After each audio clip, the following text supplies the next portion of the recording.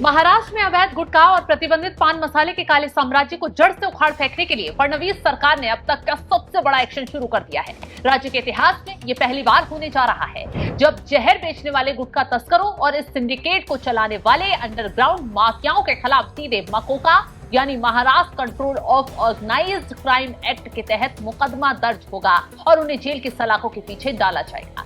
ये कोई रूटीन छापेमारी नहीं है, बल्कि गुटखा सिंडिकेट को पूरी तरह नस्तनाबूद करने वाला एक खूंखार एक्शन प्लान है जो 12 जून से पूरे महाराष्ट्र में एक साथ लागू भी हो गया है। अब तक पुलिस और प्रशासन छोटी मोटी पान की दुकानों और सड़क किनारे गुटखा बेचने वाले छोटे प्यादों पर कार्रवाई करके फाइलों को बंद कर दिया करती थी, लेकिन असली मगरमच्छ हमेशा बच निकलते थे। इस बार खाद्य औषधि प्रशासन के बेहद कड़क और ईमानदार आयुक्त ने जो चक्रव्यूह रचा है उसमें इस संगठित अपराध का हर एक मोहरा फंसेगा। बता दें आपको कि कार्रवाई की आंच सिर्फ फुटकर विक्रेताओं तक सीमित नहीं रहेगी। अब इस सिंडिकेट के असली आकाओं यानी गुटखा निर्माता, financer, supplier, commission agent, transporter, गोदाम संचालक और इंटरनेशनल इंटरस्टेट तस्करों को दबोचा जाएगा।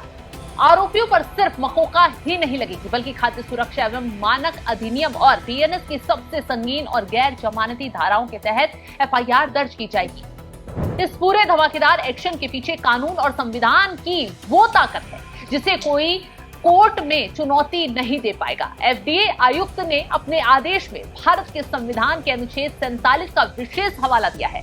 इसके मुताबिक आम जनता के स्वास्थ्य के स्तर को सुधारना और नशीले हानिकारक पदार्थों पर पूरी तरह रोक लगाना राज्य सरकार की प्राथमिकता और सर्वोच्च कर्तव्य है। और इसी संवैधानिक आधारों को ढाल बनाकर सरकार इस बार माफियाओं का शिकार करने मैदान में उतर चुकी है। सबसे बड़ा एक्शन तो ये है कि प्रशासन सिर्फ नए मामलों पर ही एक्शन नहीं ले रहा है, बल्कि बैकडेट में जाकर तस्करों की कुंडली खंगालने वाला भी एक्शन लिया जा रहा है। पुराने दर्ज हो चुके 703 पुराने मामलों की फाइलें दोबारा खोली जा रही।